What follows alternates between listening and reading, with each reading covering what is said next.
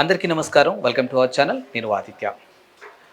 ప్రభుత్వానికి సంబంధించినటువంటి భూముల్లో అక్రమ కట్టడాలను తొలగించే ప్రయత్నంలో భాగంగా వచ్చిందే హైడ్రా కమిషన్. ప్రస్తుతానికి హైడ్రా కమిషన్ అయితే తన దూకుడిని ఇంకాస్త పెంచిందని తెలియజేస్తున్నాం.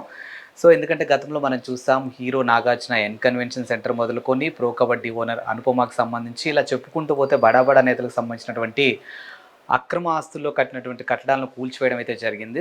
ప్రస్తుతానికైతే ఏపీ మాజీ ముఖ్యమంత్రి వైఎస్ జగన్మోహన్ రెడ్డికి కూడా నోటీసులు జారీ చేసినట్టు తెలుస్తుంది. ఎందుకంటే లోటస్ ఫండ్లో ఉన్నటువంటి ఆయన నివాసం కూడా ఎఫ్టీఎల్ పరిధిలో ఉన్న అంశంగా ఆయనకి నోటీసులు జారీ చేసినట్టు తెలుస్తుంది. కానీ ఏపీ మాజీ ముఖ్యమంత్రి జగన్మోహన్ రెడ్డి మాత్రానికి తెలంగాణ సీఎం రేవంత్ రెడ్డికి కాల్ చేసి మాట్లాడినట్టు, ఈ అంశం ఏదైతే ఉందో దీన్ని ఆపాలంటూ ఒక వార్త అయితే వినిపిస్తుంది. మరి ఈ అంశం గురించి మాట్లాడడానికి ప్రస్తుతానికి మనతో పాటు స్టూడియోలో ఉన్నారు ప్రముఖ పొలిటికల్ అనలిస్ట్ కేవీ ప్రసాద్ గారు. సార్ నుండి మన విషయాలు తెలుసుకుందాం.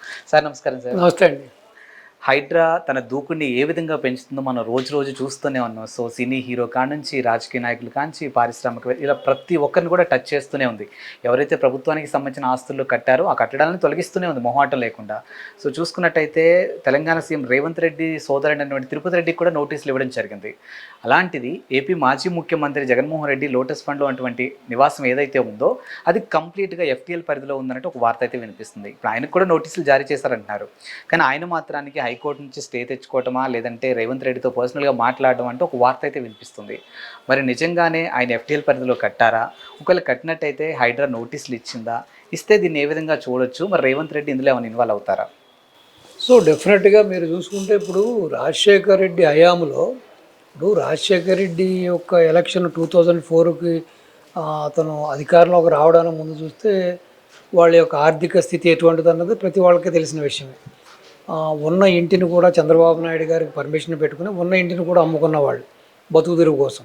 అటువంటిది ఒక్కసారిగా రాజశేఖర రెడ్డి అధికారంలోకి రాగానే జగన్మోహన్ రెడ్డి తన అవినీతి సామ్రాజ్యాన్ని ఏ విధంగా విస్తరించాడు, ఏ విధంగా కిడ్ ప్రోక్ విధానంతో కొంతమంది పారిశ్రామికవేత్తలతో చేతులు కలిపి తను కొట్టేసిన డబ్బంతా కూడా ఏ విధంగా దాన్ని బ్లాక్ని వైట్గా చేసుకున్నాడు, ఏ విధంగా తను పెట్టిన సంస్థల్లోకి వాళ్ళు ఏదో ఇన్వెస్ట్మెంట్ చేసినట్టుగాను, వాళ్ళు ఏదో హై ప్రీమియంకి తన యొక్క షేర్లు కొన్నట్టుగాను సృష్టించి ఏ విధంగా ఆర్థికంగా తను ఒక బలమైన శక్తిగా రూపాంతరం చెందాడో చూశాను.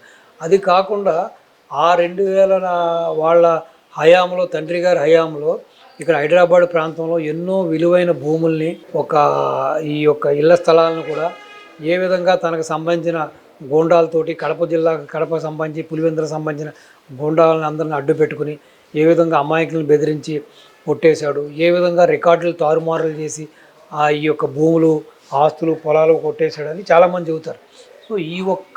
ఈ ఉదాంతం ఒకటే కాకుండా ఎవరైనా అతని బాధ్యతలు ఉంటే బయటకు రండి, ధైర్యంగా మీకు న్యాయం చేస్తామని చెప్పి రేవంత్ రెడ్డి గారు కూడా ఒక ప్రకటనిస్తే ఇంకా బాగుంటుంది.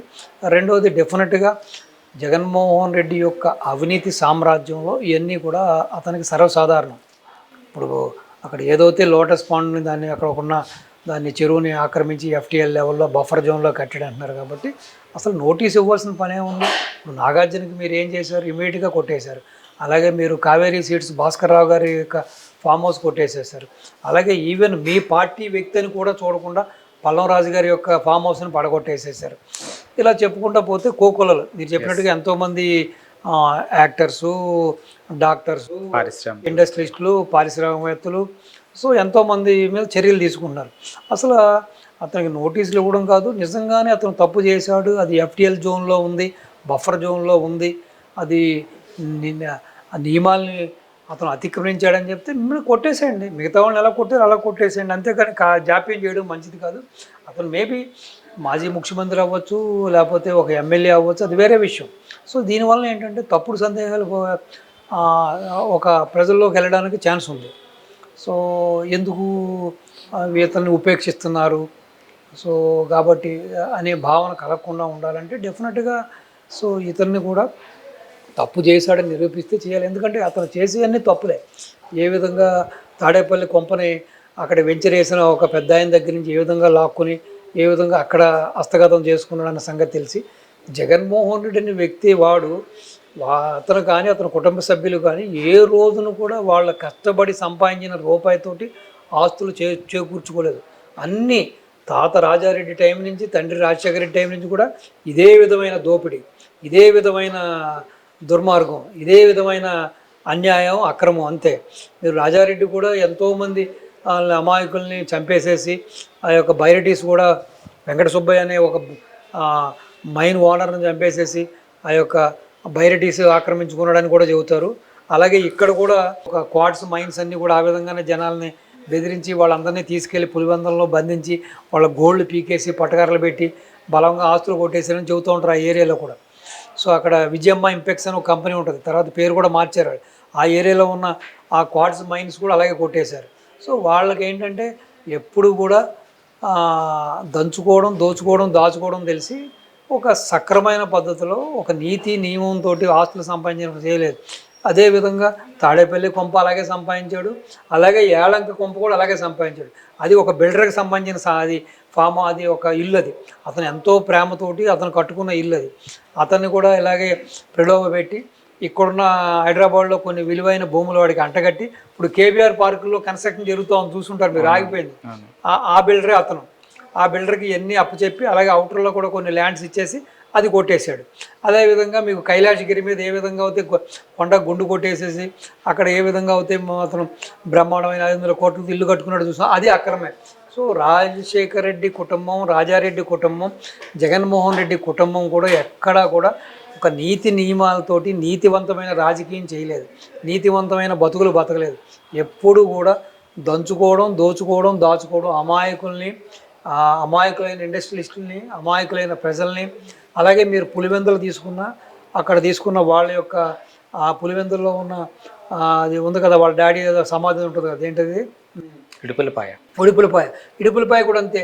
అన్నీ అసైన్డ్ ల్యాండ్స్, అవన్నీ లావణ్య పట్టా ల్యాండ్స్, అవన్నీ ఫారెస్ట్ ల్యాండ్స్, అవి కూడా ఈ విధంగా అక్రమంగా ఆక్రమించుకున్నది.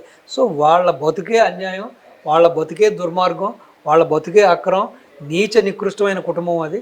కాబట్టి రేవంత్ రెడ్డి గారితో జగన్ మాట్లాడినా కూడా మాట్లాడడం తప్పులేదు. ఒక మాజీ సీఎం ఒక సీఎంకు ఫోన్ చేయొచ్చు, మాట్లాడతాం. కానీ నిజంగా ఇక్కడ నియమ నిబంధనల్ని తుంగలో తొక్కి ఇక్కడ ఏదైతే లోటస్ పాండ్లో అతను కట్టిన ఇల్లు ఉందో అది నిజంగానే ఎఫ్టీఎల్ పరిధిలో ఉండి నిజంగానే బఫర్ జోన్ పరిధిలో ఉండి సో నిర్దాక్షిణ్యంగా కూల్చేయవలసిందే. ఇక్కడ మనోడు లేడు, అయినోడు లేడు, తనవడు లేడు. సో డెఫినెట్గా ఎవడైనా ఒకటే. ఇప్పుడు రంగనాథ్ గారు ఏదైతే కూడా సీత ఎవడ మాట వినడనే విధంగా ఆయన హైడ్రా కమిషనర్ ఏ విధంగా ముందుకు సాగుతున్నాడో అది ఎవరైనా ఒకటే. అది కేసీఆర్ అయినా, కేటీఆర్ అయినా, హరీష్ అయినా, జగన్మోహన్ రెడ్డి అయినా, అది ఈవెన్ మీరు చెప్పినట్టుగా సీఎం గారు తమ్ముడైనా, సీఎం గారు బామర్ది అయినా కూడా అదే వర్తించాలి. ఇప్పుడు ఏదైతే మీరు నిజంగా ఇది ఒక బృహత్తరమైన కార్యక్రమం, ఇటువంటి చర్య చేయడం అనేది చాలా గొప్ప విషయం, చాలా గట్స్ ఉండాలి. సో ఆ విషయంలో మనం రేవంత్ రెడ్డి గారిని మనం మెచ్చుకోవాలి, ఆయన అభినందించాలి. సో ఎందుకంటే ఈ విధంగా ఫ్యూచర్లో ఇప్పటికే చూసారు మీరు, ఇప్పటికే మొత్తం హైదరాబాద్ అంతా కూడా కాంక్రీట్ జంగిల్ అయిపోయింది. ఎక్కడ పచ్చదనం లేదు, ఒక కొండ లేదు, ఒక ఇది లేదు. సో రేపొద్దున్న భావి తరాలకి సపోజు వాటర్ స్కేర్సిటీ వస్తే మొన్న ఏ విధంగా అయితే బెంగళూరు, చెన్నై బాధపడ్డారో ఆ పరిస్థితి రాకూడదంటే ఈ చెరువులన్నింటినీ రక్షించాలి. ఈ ఎఫ్డిఎల్ జోన్లో కానీ, బఫర్ జోన్లో ఉన్న ఈ గృహాలను కానీ, ఫామ్ హౌస్లు కానీ తొలగించి ఆ చెరువుల విస్తీర్ణాన్ని పెంచి మళ్ళీ పూర్వం ఎంతంత చెరువులు ఉండేవో మళ్ళీ వాటిని పూడికి తీసి అలాగే కూడా వాటర్ బాడీస్ బాగా వచ్చే విధంగా కూడా చర్యలు తీసుకోవాలి. నిజంగానే ఇది చాలా ఒక గట్స్ తోటి చాలా ధైర్యంతో కూడుకున్న పని. సో ఈ విషయంలో మనం నిజంగానే రేవంత్ రెడ్డి గారిని అలాగే హైడ్రా కమిషనర్ రంగనాథ్ గారిని సో డెఫినెట్గా మనం మెచ్చుకోవాలి, అభినందించాలి. ఇది నిజంగానే గొప్ప విషయం. సో ఇక్కడ తన మన అనే భేదం లేకుండా ఎవడు తప్పు చేసినా కూడా వాడిని శిక్షిస్తూ దానికి తగ్గట్టుగానే ముందుకు వెళ్ళాలి. ఇప్పుడు ఏ విధంగా అయితే నిర్దాక్షిణ్యంగా నాగార్జున గారు ఎన్కన్వెన్షన్ కొట్టేశారో, ఏ విధంగా అయితే భాస్కర్ రావు గారు కావేరీ సీట్స్ భాస్కర్ రావు గారి యొక్క ఫామ్ హౌస్ కొట్టేసేసారో, పల్లవరాజు గారిది కొట్టేశారు. సో XY ఎవరైనా సరే అందరికీ ఒకే రూల్ అండి. Rule is rule for all అండి. ఇక్కడ ఎవరు ఎక్సెప్షన్ లేరండి.